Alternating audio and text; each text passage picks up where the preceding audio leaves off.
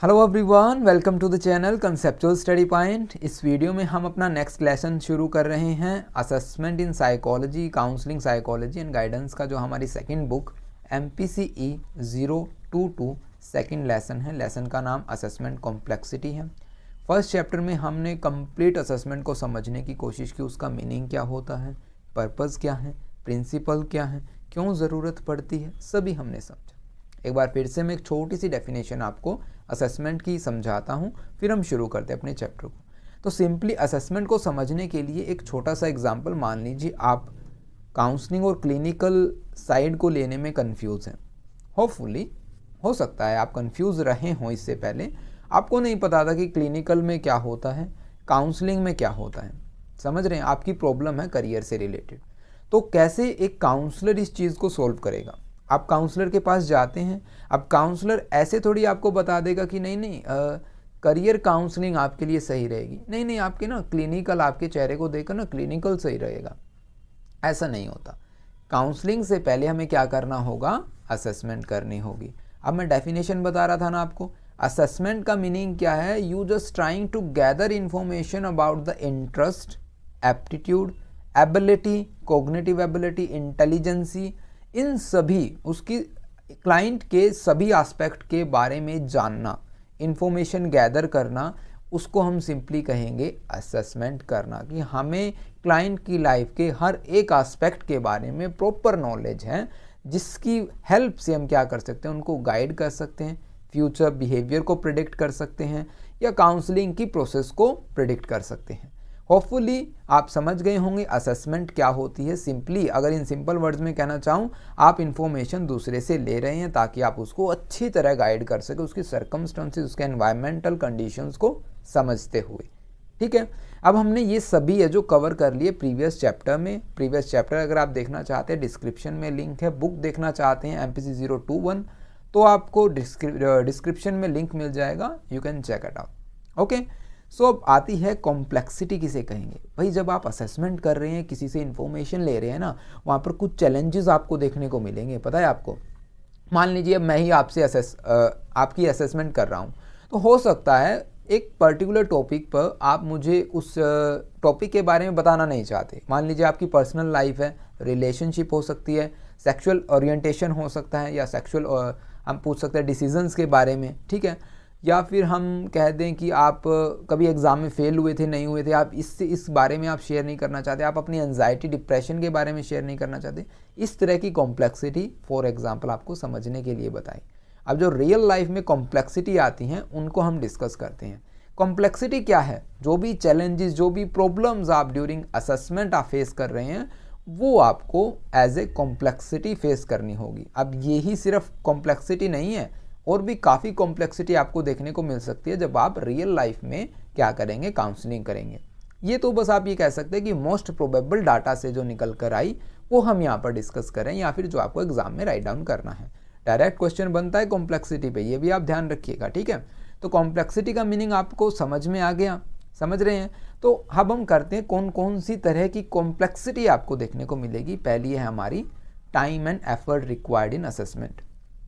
Time and effort से मुझे याद आया कि वीडियो थोड़ा ना लंबा होगी। क्यों होगी लंबी, क्योंकि इसमें सेकंड चैप्टर और थर्ड चैप्टर के जो इम्पोर्टेंट टॉपिक्स हैं मैंने एक ही वीडियो में कवर करने की कोशिश करूँगा। ठीक है, अगर आप देखना चाहें तो प्लीज़ कंप्लीट वीडियो देखिए ताकि आपकी हेल्प हो सके। सो टाइम एंड एफर्ट की बात करते हैं। देखिए, असेसमेंट आपके पास कोई आता है क्लाइंट, और आप ये सोच रहे हैं कि मैं ना एक दिन में या एक सेशन में उसको गाइड करके भेज दूँगा। ठीक है, ऐसा नहीं होता भाई, ऐसा नहीं होता, बिल्कुल भी नहीं होता। आपको proper time, number of sessions वहाँ पर डिवोट करने होंगे, उनको पेश करने होंगे। अगर कहना चाहूँ तो मैं, तो आपको क्या करना होगा, उसे प्रॉपर सेशंस में बुलाना होगा। फिर मतलब हम ये कहेंगे कंप्लीट काउंसलिंग प्रोसेस में टाइम काफ़ी लगता है। अगर आप एक सक्सेसफुल काउंसलिंग कर रहे हैं, वो डिपेंड करता है उसके इशू पर, ये भी एक पॉइंट है, डिपेंड करता है उसके इशू पर, तो टाइम लगता है। अब एफर्ट्स भी वहाँ पर काफ़ी लगते हैं भाई। ऐसा नहीं है कि आपको बस not a cup of T कि आपने उठाया और सिप एंजॉय योर डे, ऐसा कुछ भी नहीं होता भाई। एफर्ट्स काफ़ी, एफर्ट्स की मान लीजिए आपको इंटरेस्ट लेवल, मोटिवेशन लेवल, उसका मूड ख़राब है क्लाइंट का, तो ये सभी एफर्ट्स कि आप कौन चीज़ों को मैनेज कैसे करेंगे, time and effort is the main complexity during the counselling process simply. Okay, second point आता है यूज़ ऑफ टेक्नोलॉजी असेसमेंट। अब आपको ये तो पता होगा जो मॉडर्न वर्ल्ड है हमारा, वहाँ पर टेक्नोलॉजी का अच्छा खासा यूज़ किया जाता है। आजकल तो एआई का टूल यूज़ किया जाता है, ठीक है, एआई के टूल्स, सॉरी। अगर मैं एक एग्जांपल देना चाहूँ आपको, DMIT टेस्ट है आई थिंक, ठीक है। इस DMIT टेस्ट के अंदर क्या होता है कि आपके फिंगरप्रिंट स्कैन किए जाते हैं, नॉट ए पाम रीडिंग, ऐसा कुछ नहीं होता। फिंगरप्रिंट से आपके ब्रेन की मैपिंग को मेज़र किया जाता है, वहाँ से फील्ड निकाले जाते हैं, कौन से फील्ड आपके लिए सही रहेंगे एज ए करियर गाइडेंस। तो क्या है वो यूज़ ऑफ टेक्नोलॉजी है। अब बात मुझे ये बताइए, यूज़ ऑफ टेक्नोलॉजी काउंसलर के लिए तो एक चैलेंज है ही है। हो सकता है काउंसलर ने कभी टेक्नोलॉजी का यूज़ न किया हो, तो ये भी एक चैलेंज है। हो सकता है जो आपके पास क्लाइंट आ रहे हैं, आप उन पर टेस्ट जो अप्लाई कर रहे हैं, मान लीजिए आपने IQ लेवल के टेस्ट है जो कंप्यूटर पर लगा दिया, भाई अब आप इसको दीजिए, वहाँ पे आपको टिक मार्क करना है। हो सकता है आपका जो क्लाइंट है जो आपके पास आया वो इंटेलिजेंट ना हो, या इंटेलिजेंट ना कहेंगे हम, उसको टेक्नोलॉजी के बारे में नॉलेज ना हो, तो वहाँ पर एक चैलेंज बन जाती है टेक्नोलॉजी। अंडरस्टैंड। सेकेंड थिंग यहाँ पर क्या आती है और इम्पोर्टेंट चीज़ क्या है कि जब भी आप ऑनलाइन प्लेटफॉर्म पर किसी डेस्कटॉप पर काम कर रहे हैं, प्लेटफॉर्म पे काम करें, ऑनलाइन प्लेटफॉर्म पे, तो वहाँ पर सिक्योरिटी से रिलेटेड इश्यूज आपको देखने को मिल सकते हैं। अगर मैं कहना चाहूँ कि आप about internet security is a myth या safety is a myth. Safety नाम की कोई चीज़ नहीं होती भाई इंटरनेट पे। कभी आप ये सोचने कि मैंने आज अपनी एक्स के पास या मेरी गर्लफ्रेंड या बॉयफ्रेंड के पास मैंने आज मैसेज किया तो वो सेफ़ है। जिस दिन जिसने चाहा, मतलब जिसने नहीं, एक पर्टिकुलर पर्सन या पर्टिकुलर अथॉरिटी वहाँ पर है जो उनको एक्सेस कर सकती है। सो बी केयरफुल। सो ये सिर्फ मैसेजेस के लिए नहीं है, ये काफ़ी चीज़ों के लिए मैंने आपको यहाँ पे अवगत किया है, तो आप सतर्क रहें, सावधान रहें, है ना, सावधान इंडिया। सो हम यहाँ पर मिसयूज़ और ओवर यूज़ से कैसे बचें, ये कैसे कॉम्प्लेक्सिटी है। देखिए, जब भी आप किसी टेस्ट को आइडेंटिफाई कर लेते हैं कि हमारे क्लाइंट के अकॉर्डिंग ना, उनकी सिचुएशन, उनके एनवायरमेंटल कंडीशन के अकॉर्डिंग ये वाला टेस्ट उन पर सुटेबल रहेगा, अप्रोप्रिएट रहेगा। आपने ये मेज़र कर लिया, आपने जो सेलेक्ट कर लिया, मुझे ना IQ का टेस्ट लगाना है, ठीक है, IQ का टेस्ट लगाना है। IQ का टेस्ट लगाया आपने, वहाँ पर क्या पाया, IQ लो है, ठीक है, या फिर IQ क्या है, हाई है। और आपने क्या किया उसके बाद, उसको उसके IQ के अकॉर्डिंग, कई बार क्या होता है, आपने स्कूल्स में देखा होगा, फ्रेंड सर्कल में अगर किसी का पता चल जाए ना ये काफ़ी नालायक है, उसको डफर बोलने लग जाते हैं कि अरे यार तू तो नालायक है, या तुम तो काफ़ी तेज हो, तुम तो इंटेलिजेंट हो। तो हमें इन चीज़ों से बचना है। असेसमेंट में कई बार ये कॉम्प्लेक्सिटीज़ देखने को मिलती है कि हम उनके जो टेस्ट के रिजल्ट्स पर आधारित जो भी रिजल्ट्स आते हैं ना, उनके आधार पर हम क्या करते हैं, उनको लेबल प्रोवाइड करवा देते हैं। एक और एग्जांपल मान लीजिए अगर मैं दूं, हमने क्या पता चला उनके टेस्ट को कंडक्ट करने के बाद, वो काफ़ी डरता है बच्चा जो आपके पास आ रहा है काउंसलिंग के लिए, काफ़ी डरता है, और उसको आपको क्या कर दिया, उसकी फैमिली को बता दिया आपने, तो उसकी फैमिली क्या कहती है, अबे ओ डरपोक, इधर आ, जा पानी लेके आ रात को। तो क्या कर रहे हैं वहाँ पर, उसको टोंट कर रहे हैं, वो समझ रहे हैं, उनको है जो बार बार परेशान किया जा रहा है उस एक पर्टिकुलर उसकी ट्रेट को लेकर, ठीक है। तो ऐसा नहीं करना चाहिए। मिसयूज़ हमारी असेसमेंट का या किसी भी टेस्ट का नहीं होना चाहिए। जो हम असेसमेंट में कर रहे हो उन टेस्ट का मिसयूज़ नहीं होना चाहिए। नेक्स्ट आता है हमारे पास इनडायरेक्टनेस ऑफ द मेजरमेंट। इनडायरेक्टनेस मेजरमेंट का मीनिंग, जो मेन मुद्दा है वो ये है भाई, मोस्ट ऑफ साइकोलॉजिकल टेस्ट जो यूज़ हम करते हैं असेसमेंट में वो इनडायरेक्ट होते हैं। अब इनडायरेक्ट का मीनिंग क्या है ये तो तुम्हें समझ नहीं आया। तो इनडायरेक्ट का मीनिंग ये है, जैसे कि अभी मैंने IQ का एग्जांपल लिया ना, IQ क्या है, इंटेलिजेंस क्वेश्चन को मेज़र करना, ठीक है।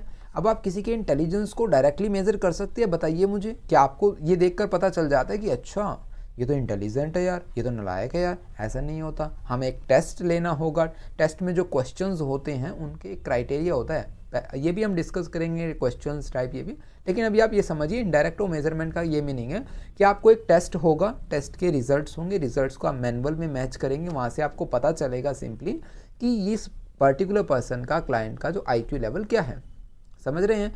तो IQ को मेजर करने के लिए एक प्रॉपर प्रोसीजर है, क्वांटिटेटिव डाटा आपको मिलता है, उस क्वांटिटेटिव डाटा से आप है जो रिजल्ट्स निकालते हैं। तो इसीलिए कहा गया है कि मेजरमेंट है ना जो, वो इनडायरेक्ट है।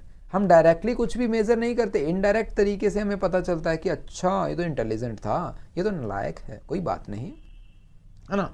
या नालायक और इंटेलिजेंट से हम इनको लेबल नहीं करते, जैसा कि अभी मैंने बताया, हम सिंपली ये कहेंगे कि इनका IQ बिलो एवरेज है, इनका IQ above average, that's it. ये नॉर्मल रिएक्शन ये होना चाहिए, ना कि ये नालायक है, ये इंटेलिजेंट है। Hopefully you understand. So next आता है हमारे पास इनकम्प्लीटनेस ऑफ मेजरमेंट। अब इनकम्प्लीटनेस ऑफ मेजरमेंट का मीनिंग क्या हो गया भाई? क्या हमारी मेजरमेंट इनकम्प्लीट होती है? इसका ये मीनिंग नहीं है, कभी आप ये सोच जाएं। मान लीजिए मैंने क्या कहा आपको IQ, फिर मैं IQ ले रहा हूँ, तो आपको अभी तक ये डाउट तो हो रहा होगा नहीं भाई ये IQ क्यों कर रहा है। IQ मैं इसलिए यूज़ कर रहा हूँ क्योंकि ये जो वीडियोस हैं काफ़ी सारे नॉन साइकोलॉजिकल बैकग्राउंड स्टूडेंट्स भी इसको देख रहे होंगे, सुन रहे होंगे। वो IQ जो इंटेलिजेंस क्वेश्चन है, इंटेलिजेंसी लेवल है किसी भी एक पर्सन का, सभी समझते हैं। IQ टर्म हमारे लिए क्या है, फैमिलियर है, हम इसको सुनकर ऐसा नहीं लगता अरे क्या यूज़ कर दिया भाई। तो इनकम्प्लीटनेस ऑफ मेजरमेंट का मेन मुद्दा ये है, जब भी आप कोई भी एक टेस्ट लगाए, इंटरेस्ट वाला लगा रहे हैं, IQ वाला लगा रहे हैं, तो वो इंटरेस्ट ही चेक करेगा, IQ वाला IQ ही चेक करेगा। तो मेजरमेंट इनकम्प्लीट का मतलब है एक ही टेस्ट से या किसी एक प्रोसीजर से हम कंप्लीट ओवरऑल कैलकुलेशन या असेसमेंट नहीं कर सकते। दैट्स वाई हम कहते हैं कि मेजरमेंट्स हमारी इनकम्प्लीट है। आपको समझ में आ गया होगा। थ्योरी आप पढ़िएगा बिल्कुल एज इट इज़, बिल्कुल सिंपल लैंग्वेज में मैंने राइट डाउन किया है। कोई कॉम्प्लेक्सिटी आपको यहाँ पे देखने को नहीं मिलेगी, सिर्फ टॉपिक का नाम ही कॉम्प्लेक्सिटी है, समझ रहे हैं। Safety of testing material. Safety of testing material कैसे होता है भाई? आपने फिजिक्स की, केमिस्ट्री की या बायो की लैब देखी होगी, +1 +2 में सभी ने देखी होगी होपफुली, ठीक है। उसमें क्या होता है, कुछ इंस्ट्रूमेंट होते हैं, है ना, होते हैं ना इंस्ट्रूमेंट्स। अब वो इंस्ट्रूमेंट्स कैसे होते हैं? अगर मैं केमिस्ट्री की लैब की बात करूँ तो ऐसे फ्लास्क होती है ना, या फिर जार होते हैं, कांच के होते हैं वो सभी, और एज ए स्टायर ट्यूब होती है इस तरह की। तो कई बार हम जब उनको यूज़ करते हैं तो वो ब्रेक हो जाते हैं, टूट जाते हैं, उससे नुकसान होता है। ऐसे ही यहाँ पर बस थोड़ा सा अलग है साइकोलॉजिकल टेस्ट में। सबसे पहले यहाँ पर जो सेफ्टी की बात होती है वो होती है कि आप के जो टेस्ट है, मान लीजिए मेरी टेबल पर सारे टेस्ट रखे हैं, हर एक तरह का टेस्ट, और मुझे अभी काउंसिल करना है किसी स्टूडेंट को, किसी पे अप्लाई करना है एक IQ लेवल का टेस्ट, ठीक है। IQ टेस्ट मुझे किसी पर अप्लाई करना और वो वहीं पर रखा है। उसने देखा अच्छा ये क्वेश्चंस पूछे जाएंगे, तो उसने क्या किया, आंसर को मैनिपुलेट करने की कोशिश की। समझ रहे हैं? किसी को पहले टेस्ट मिल जाए तो आप क्या करते हैं? अगर आपको एग्जाम में क्वेश्चन पेपर पहले दे दिया जाए तो आप क्या करेंगे? नकल मारने की कोशिश करेंगे, चीटिंग करने की कोशिश करेंगे सिंपली। तो सेफ्टी ऑफ टेस्टिंग मटेरियल ये ज़रूरी है कि हम एक कबर्ड में उसको रखें, या फिर हम एक अलमीरा में रखें, एक लॉकर में रखें हमारे टेस्ट इंस्ट्रूमेंट्स को। और जो इंस्ट्रूमेंट्स यूज़ होते हैं वो काफ़ी कॉस्टली होते हैं, अगर उनके साथ कुछ गड़बड़ हो जाती है तो काफ़ी नुकसान होने का डर रहता है। तो इसीलिए इन सभी चीज़ों को देखते हुए हमें सेफ्टी ऑफ टेस्ट मेजरमेंट है जो काफ़ी सोच समझ के इनका यूज़ करना चाहिए। तो समझ में आ गया होगा कॉम्प्लेक्सिटी कहाँ पर आएगी।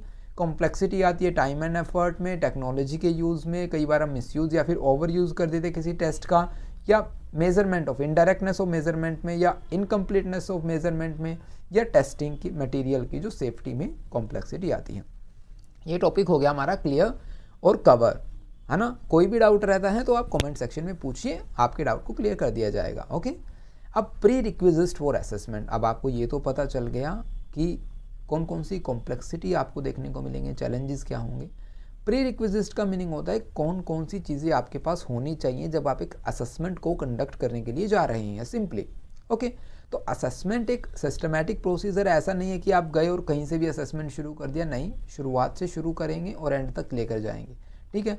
Need for assessment, prerequisite में क्या होगा, सबसे पहले need for assessment. We have to understand what is the need for the assessment, के लिए क्या नीड है, what we want to assess from the client. समझ रहे हैं, हमारा मेन मोटिव क्या है, simply what are the aspect we want to assess, what information we are looking for through the assessment, किस तरह की इंफॉर्मेशन चाहते हैं। ये सभी क्वेश्चंस हमें ना पहले से ही हमारे ब्रेन में होने चाहिए। This explain what are our goals, ये हमारे गोल्स क्या होंगे एसेसिंग में, कि जब हम एसेस कर रहे हैं, ऐसा थोड़ी है यार बिना किसी पर्पज़ के आप किसी को एसेस करें। आपको पता है कि वो करियर गाइडेंस से रिलेटेड उसको प्रॉब्लम है, तो आप उसी हिसाब से उसको एसेस करेंगे, है ना। So what we want to get through this assessment and how is this going to contribute to our explanation of the client's behaviour solving is our problem. So assessment strategy should be developed with a clear understanding of the knowledge, skills, ability, characteristics और personal traits। समझ में आ रही है आपको। Pre requisite में क्या है कि आपको सबसे पहले उस नीड को समझना होगा जिसकी असेसमेंट को ज़रूरत है, असेसमेंट में ज़रूरत है। समझ रहे हैं कि हमें किस चीज़ की एक्चुअली में ज़रूरत है, ये आपको क्लियर हो गया। अब बात आती है अप्रोप्रिएटनेस ऑफ द टेस्ट, ठीक है। Appropriateness of the test means आपको पता चल गया इसको तो ये प्रॉब्लम है भाई, इसके ना इंटेलिजेंस लेवल में या इसके इंटरेस्ट में हमें फ्लक्चुएशन दिख रही है, इसको इंटरेस्ट ही नहीं पता अपना, तो हमें इंटरेस्ट वाला टेस्ट लगाएंगे, आईक्यू वाला टेस्ट लगाएंगे। तो हम क्या कर रहे हैं यहाँ पर अप्रोप्रिएट टेस्ट को फाइंड आउट करने की कोशिश कर रहे हैं उस क्लाइंट के अकॉर्डिंग, समझ रहे हैं। After deciding the need for assessment, हमें नीड पता चल गया ना, तो counsellor need to select an appropriate psychological test, psychological test को आइडेंटिफाई करना। अब आप ये भी क्वेश्चन पूछ सकते हैं ये क्या होता है, ये मैंने फर्स्ट वीडियो में बताया है, थोड़ा सा हिंट दिया था वहाँ पर, कंप्लीट इसको 5th चैप्टर में करेंगे। ओके, वहाँ पर अभी हमें क्या करना होगा, टेस्ट को ना चूज करते हुए हमें age, gender, social cultural status, इन सभी को ध्यान में रखना होगा, अदरवाइज हमारी असेसमेंट में रिजल्ट्स फ्लक्चुएट हो जाएंगे, इंटरप्रिटेशन हमारी रॉन्ग रिजल्ट्स देगी। सो इसका एग्जाम्पल है, मान लीजिए आपने एक कॉलेज स्टूडेंट्स के लिए कोई भी एक टेस्ट बनाया, ठीक है, कॉलेज स्टूडेंट्स के लिए आपने क्या किया, एक टेस्ट अप्लाई किया, तो ऐसा ज़रूरी नहीं है कि आप वही टेस्ट सीनियर सेकेंडरी या प्राइमरी बच्चों पर उसको अप्लाई कर देंगे, ऐसा नहीं होता। तो अप्रोप्रिएटनेस ऑफ टेस्ट मीन्स आपको एक suitable test according to the situation और क्लाइंट कंडीशंस, उनके अकॉर्डिंग आपको क्या करना होगा, अपने टेस्ट को चूज़ करना होगा, जिसे हम कहेंगे appropriateness of the test. You have to understand about the test. So next आता है हमारे पास reliability and validity of test. ये आपने रिसर्च में पढ़ा था, फर्स्ट ईयर में नहीं पढ़ा तो फिर भी मैं आपको बता देता हूँ, पढ़ा तो होगा भाई ज़रूर, ऐसा हो नहीं सकता रिसर्च जिसने की हो, रिसर्च मैथडोलॉजी और ये टॉपिक ना किया हो, फिर भी मैं बता देता हूँ। रिलायबिलिटी का मीनिंग सीधा सा फंडा मैं बताता हूँ आपको। मान लीजिए 2 वेइंग मशीन है, क्या है, ऐसे, ये बिल्कुल सिंपल एग्जाम्पल है, क्या है ये दोनों, वेइंग मशीन। अब आपको ये तो पता होगा वेइंग मशीन क्या मेज़र करती है, वेट मेज़र करती है। अब आपने क्या किया, अपना खुद का वेट मेज़र किया, आपको पता चला कि यहाँ पर मेरा वेट 170 है, सुबह मेज़र किया, शाम को दोपहर में फिर आपने मेज़र किया 170 है, फिर आपने एक बार रात को सोते हुए मेज़र किया 170 है। इसका मतलब वहाँ पर रिजल्ट्स ओवर द टाइम आप क्या कर रहे हैं, आपको रिजल्ट सेम मिल रहे हैं, है ना।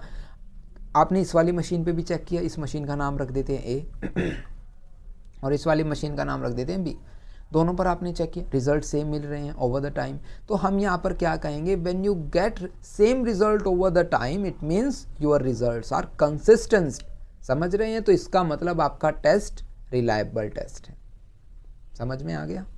रिलायबिलिटी का मीनिंग ये है कि आप कंसिस्टेंसी शो कर रहे हैं over the time across different situation, अलग अलग सिचुएशंस में आपके रिजल्ट्स एक पर्टिकुलर टेस्ट से सेम आ रहे हैं, तो इसका मतलब आपका टेस्ट रिलायबल है।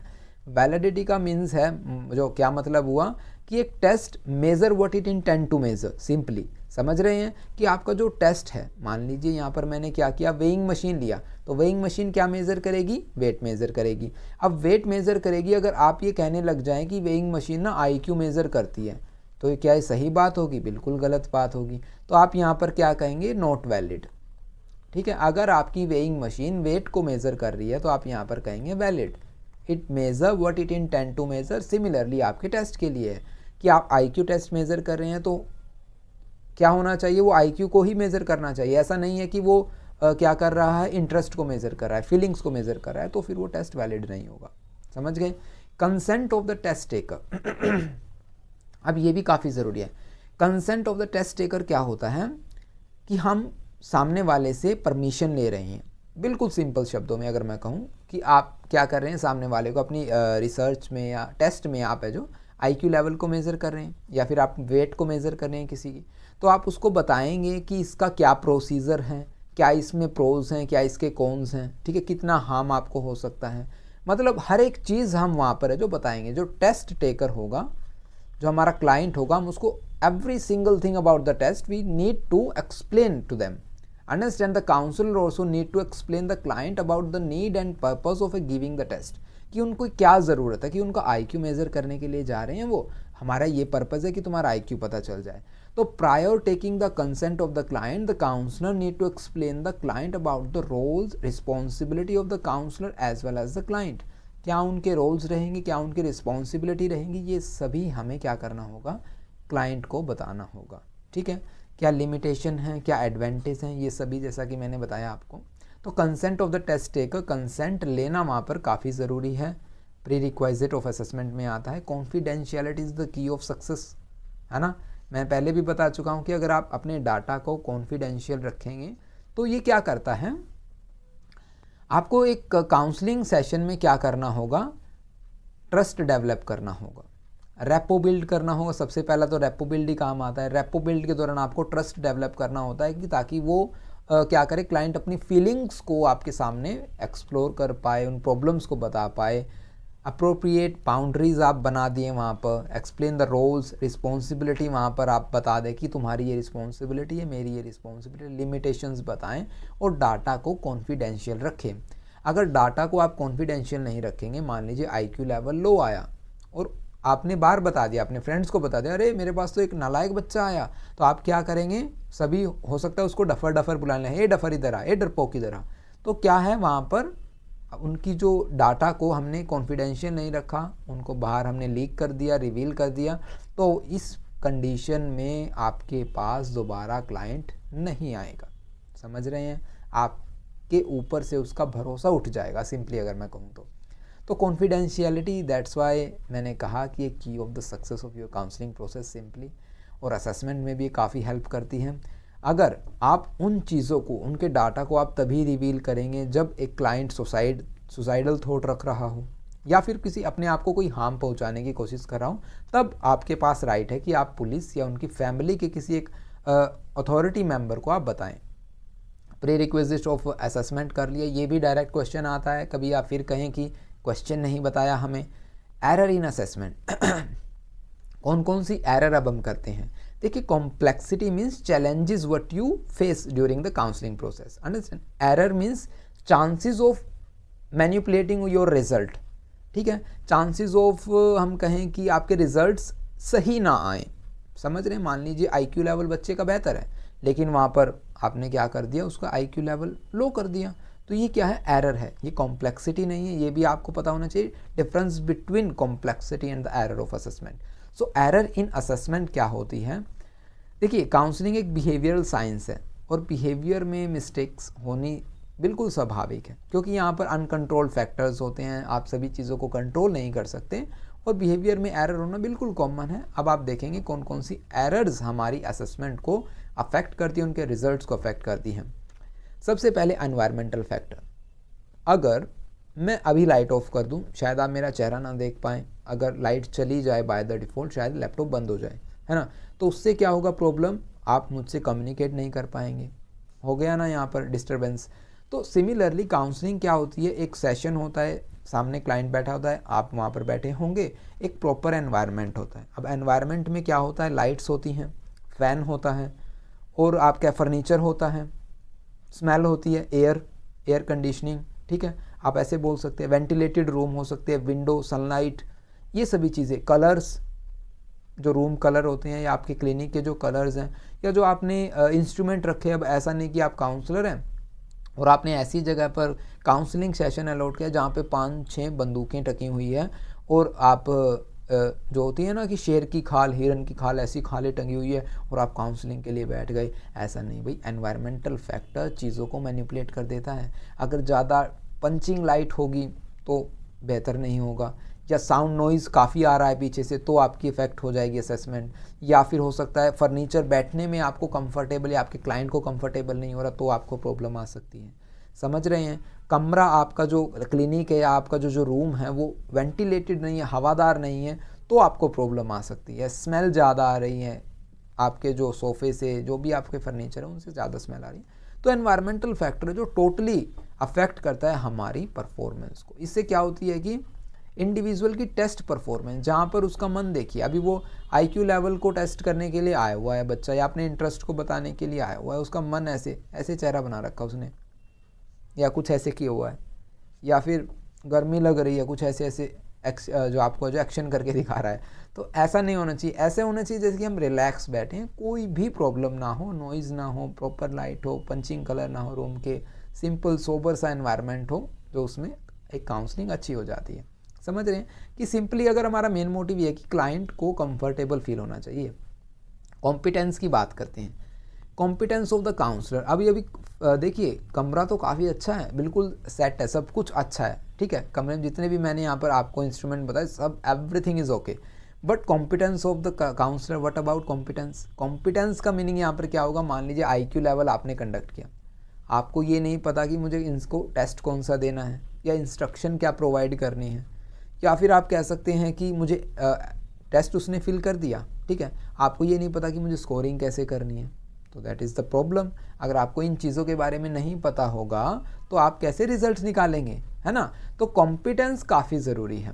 Assessor training, experience, cultural sensitivity is also important, play crucial role in the accuracy of the assessment. अब ये तीनों चीज़ें काफ़ी हेल्प करती हैं असेसमेंट में, समझ रहे हैं? If counsellor is not competent enough with regard to the assessment procedure, तो हमारे रिजल्ट्स क्या होंगे? बेकार हो जाएंगे, हम सही रिजल्ट्स वहाँ पर नहीं फाइंड आउट कर पाएंगे। तो सिंपली अगर हम कहें, एक जो काउंसलर के पास प्रॉपर क्या होनी चाहिए? ट्रेनिंग, एक्सपीरियंस होनी चाहिए, जिससे कि हम क्या कर सकें? Misinterpretation of our data, उससे हम बच सकें, ठीक है? अगर नहीं होगी तो क्या होगा? डाटा टेस्ट है जो मिस इंटरप्रेट किया जाएगा, इम्पोर्टेंट क्यूज़ को हम ओवरलुक कर देंगे, या फिर हमें जो असेसमेंट को ही पूरी तरीके से गलत कर देंगे। समझ रहे हैं? यहाँ पर कॉम्पिटेंस कितना ज़रूरी है, आपके अंदर वो क्षमता, वो कैपेबिलिटी होनी चाहिए कि आप किस टेस्ट को है जो कंडक्ट कर रहे हैं। नेक्स्ट आता है क्लाइंट सब्जेक्टिव स्टेट। अब आपके पास जो क्लाइंट आ रहा है उसकी सब्जेक्टिव स्टेट मीन्स उसका पर्सनल मूड कैसा है, मोटिवेशन लेवल कैसा है, इंटरेस्ट है या नहीं है, उसकी बॉडी लैंग्वेज कैसी है। सब्जेक्टिव मीन्स उसकी, उससे रिलेटेड जो भी कंडीशन है वो उसकी स्टेट को।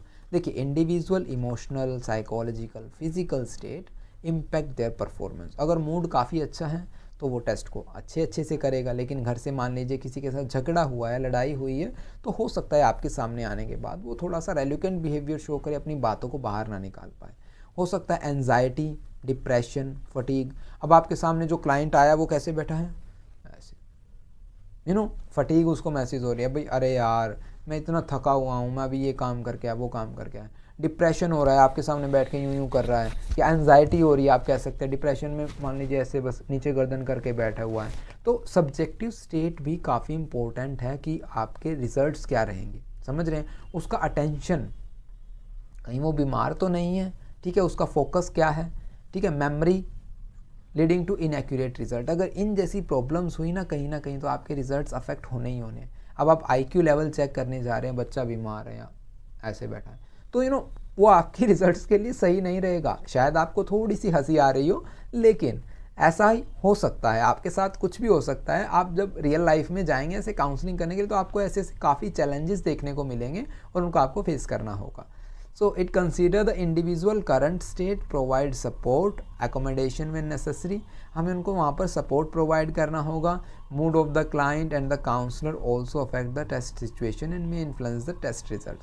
Hence, as a counselor, when you are administering different tests to the client, you need to keep in mind that emotional, motivational level of the client को आपको माइंड में रखना होगा कि इनका लेवल क्या है, उसके हिसाब से आपको क्या करना होगा, रिएक्ट करना होगा, ठीक है। You must aware that client has come to counselling situation with a number of apprehensions, inhibition, expectation, fear, limitations. So ठीक है, तो क्लाइंट सब्जेक्टिव स्टेट में ना एक और इम्पोर्टेंट टॉपिक आता है, वो है रेफरल, सोर्स ऑफ रेफरल। भाई क्लाइंट को भेजा किसने, ये हम माइंडसेट में भी स्टडी करेंगे, इसलिए मैं इसको ना एक बार छोड़ने की कोशिश कर रहा था, लेकिन मैंने सोचा कोई नहीं, 2 बार कर लेते हैं। सोर्स ऑफ रेफरल, मान लीजिए आपके पास है जो क्लाइंट आया, आपके किसी फ्रेंड का लड़का आया है, आपके पास आ गया, तो आपके फ्रेंड ने रिकमेंड किया, या हो सकता है किसी ऐसे बच्चे ने जो ग्रेजुएशन में या मास्टर्स में, उसको ये नहीं पता कि मुझे करना क्या है, तो आपके पास खुद चल के आया। तो आप ये सोच के देखिए कि एनर्जी लेवल किस में ज़्यादा होगा, या मोटिवेशन लेवल किस में ज़्यादा होगा, इंटरेस्ट किसका ज़्यादा होगा, किसको आप इजीली क्या कर सकते हैं, गाइड या काउंसिल कर सकते हैं, जो खुद आया है ना। वो रेलिकेंट बिहेवियर शो नहीं करेगा, वो अपनी जो फीलिंग्स को नहीं एक्सप्रेस करेगा, ठीक है, वो कुछ भी हाइड करने की कोशिश नहीं करेगा। तो सोर्स ऑफ रेफरल काफ़ी मायने रखता है। मान लीजिए किसी कोर्ट ने क्रिमिनल को भेज दिया, तो वो थोड़ी आपको आके बता देगा, अच्छा मैंने तो ना ऐसे उसको कत्ल किया, ऐसे मैंने उसको गला रोन दिया, ठीक है, या चीर दिया, जो भी है यार। तो ऐसा रेफरल काफ़ी इंपॉर्टेंट है। अगर आपके पास खुद चलकर आया है, खुद की मर्जी से सेल्फ रेफर्ड है, तो काफ़ी बेहतर आपको रिजल्ट्स देखने को मिलेंगे, अदरवाइज आपके रिजल्ट्स मैनिपुलेट हो सकते हैं। ओके, सो नेक्स्ट आता है एथनिक, लिंग्विस्टिक, कल्चरल डिफरेंसेस। अब इसका एग्जांपल मैं आपको समझाना चाहूँगा। मान लीजिए नॉर्मली जो हमारे जो इंडियंस में क्या होता है कि हिंदू, मुस्लिम, सिख, ईसाई, ये 4 रिलीजन होते हैं ना, होते हैं, कल्चर हम ये कह सकते हैं। और कल्चर क्या, जिस हम एनवायरनमेंट में रह रहे हैं, जिस सोसाइटी में हम रह रहे हैं, वहाँ पर एक पर्टिकुलर एनवायरनमेंट होता है जिसको आप कह सकते हैं हम इस कल्चर को फॉलो करते हैं। जैसे अरुणाचल प्रदेश में एक अलग कल्चर होगा, यूपी में अलग, पंजाब में अलग, हरियाणा में अलग, तमिलनाडु में अलग, जम्मू कश्मीर में अलग, तो सभी के अलग अलग कल्चर होंगे। तो ये भी ज़रूरी नहीं है कि आपके पास, ये तो आप भाग्यशाली होंगे अगर आपके पास दूर दूर से क्लाइंट आ रहे हैं, तो अदरवाइज़ ऐसा शायद ना हो, है ना। तो इसके लिए क्या करना होगा, आपको कल्चरल अनबाइज्ड होना पड़ेगा, आप बायसनेस ना शो करें। लिंग्विस्टिक, एथनिक्स, तो देखिए क्या कहता है, counsellor must keep in mind the diverse array of ethnics, cultural group and their ethnic, linguistic and cultural differences. अब आप यहाँ पर समझ रहे हैं कि कितनी कल्चरल वेरिएंस यहाँ पर देखी जाती है हमारे इंडियंस में। कल्चरल बैकग्राउंड एक क्रूशियल रोल प्ले करता है कि जो क्लाइंट है आपके साथ कैसे ट्रीट करेगा, आपकी काउंसलिंग रिलेशनशिप किस डायरेक्शन में आगे जा रही है, ये कल्चरल बैकग्राउंड, लिंग्विस्टिक बैकग्राउंड काफ़ी हद तक है जो डिटरमाइन करता है। अगर मान लीजिए आप अपने कल्चर को लेकर काफ़ी सेंसिटिव या फिर आप इनसेंसिटिव हैं, तो क्या वहाँ पर आपको रिजल्ट्स क्या देखने को मिलेंगे, सही देखने को मिलेंगे। तो आप खुद ना एक थोड़ा सा ऑब्जर्व करके देखिए, थोड़ा सोच के देखिए कि मान लीजिए आपके सामने कोई आपके कल्चर का या आपके रिलीजन का व्यक्ति सामने बैठा है, तो आपकी ना एम्पैथी उसके रिगार्डिंग ना बढ़ जाती है नॉर्मली, ठीक है।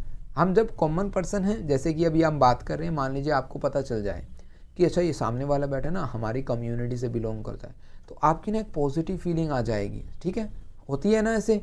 और मान लीजिए कोई अपोजिट या फिर लोअर कास्ट बैठा है या किसी दूसरे धर्म का बैठा है, तो हमारे अंदर फीलिंग आती है कि अच्छा रहने दे इसे ना, तो बात ही मत कर। लेकिन ऐसा नहीं होना चाहिए भाई। एज ए काउंसलर आपको हर जगह अनबाइजनेस शो करनी होगी, समझ रहे हैं, कि आप बिल्कुल न्यूट्रल रहें। आपको कोई फ़र्क नहीं पड़ता सामने कौन बैठा है, वो सिर्फ एक पर्सन है, एक इंडिविजुअल पर्सन, आपको सिर्फ उसके साथ ट्रीट करना है, वो भी अच्छा ट्रीट, ठीक है। समझ रहे हैं आप यहाँ पर कैसे कल्चरल बैकग्राउंड, लिंग्विस्टिक और एथनिक से जो कैसे अफेक्ट करते हैं। Administrating, scoring and interpretation. अब इसको ना हम एक चीज़ से डिनोट कर सकते हैं, वो है स्टैंडर्डाइजेशन, ठीक है। स्टैंडर्डाइजेशन कि जब आपने क्या किया, आपके एक फ्रेंड पर आपने टेस्ट किया, किसी दूसरे इंडिविजुअल जो कि आपके लिए अननोन पर्सन है, वहाँ पर आपने आईक्यू लेवल टेस्ट किया, तो आपका एडमिनिस्ट्रेशन लेवल बिल्कुल सेम रहे। Administration, way of administering, way of scoring, way of interpretation of a particular test simply must be same in every condition. Means simply हम कहें कि हर एक क्लाइंट के लिए वो चीज़ें सेम रहनी चाहिए। इन तीनों चीज़ों का मतलब है कि आपका टेस्ट स्टैंडर्डाइज्ड है। स्टैंडर्डाइज समझ गए ना अब आप यहाँ पर, कि आपने अपने फ्रेंड पर जब आईक्यू लेवल टेस्ट किया तो भी आपने सेम प्रोसीजर अप्लाई किया, जब एक अननोन पर्सन पर आपने अप्लाई किया तो भी आपने सेम प्रोसीजर अप्लाई किया। और ये हेल्प क्या करता है कि आप बायसनेस नहीं शो करें कि आपके फ्रेंड है तो चलिए इनका आईक्यू थोड़ा बढ़ा देते हैं, यार इसको इंटेलिजेंट कर देते हैं, या फिर इसका आईक्यू ना, इसको मेरी बेइज्जती की इसने, तो मैं इसको क्या कर दूंगा, डफर घोषित कर दूंगा, भाई ये तो ना नालायक है। ऐसा नहीं करना है, समझ गए ना आप। ये एरर्स हैं, जब ये एरर्स होती हैं तो हमारे क्या हो जाते हैं, टेस्ट के रिजल्ट्स मैनिपुलेट, यहाँ तक कि ख़राब हो जाते हैं। टेस्ट रिजल्ट्स में be affect because of the variation in the way the test is administered, scored, कि आपका way of scoring, way of administration काफ़ी हद तक आपको अफेक्ट करता है कि आपके टेस्ट रिजल्ट्स क्या होने हैं। अब यहाँ पर एक टर्म है जो आपको शायद यहाँ पर दिखाई दे रही हो, भाई शायद क्या, जब आप फोकस करेंगे तो आपको दिखेगी, इंडिविजुअल टेस्ट और एक ग्रुप टेस्ट, कि बेस्ड ऑन द एडमिनिस्ट्रेशन, जब आप टेस्ट को एडमिनिस्टर कर रहे हैं ना, तो वहाँ पर classification of individual and group test. हमने इससे पहले क्या किया था, साइकोलॉजिकल टेस्ट, अभी कंप्लीट नहीं किया है, कभी आप ये सोचिए अभी कहाँ किया है। साइकोलॉजिकल टेस्ट को समझने की कोशिश की थी। साइकोलॉजिकल टेस्ट, उसके टाइप्स, उसकी क्लासिफिकेशन, टाइप्स अलग हैं, क्लासिफिकेशन अलग है, टेस्ट में फिर क्वेश्चंस अलग होंगे, ठीक है। ये हम कवर करेंगे, घबराइए मत। हर एक सिंगल टर्म जो हमारे लिए नई है आप पूछ सकते हैं, हम उसको डिस्कस ज़रूर करेंगे, ठीक है।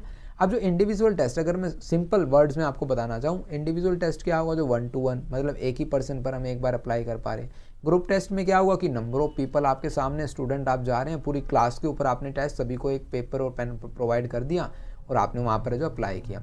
तो ऐसा कुछ आपको देखने को मिल सकता है, ओके। इनको हम डिस्कस करेंगे 5th चैप्टर में।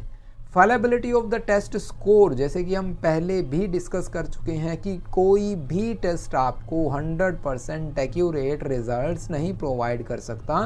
तो हर एक टेस्ट में फॉलेबिलिटी होती है, एक एबिलिटी होती है कि वहाँ पर चांसेस हैं, there may be chances of test results are wrong, है ना। वहाँ पर कुछ हद तक है जो ये चांसेस होते हैं कि टेस्ट रिजल्ट हो सकता है सही ना हो।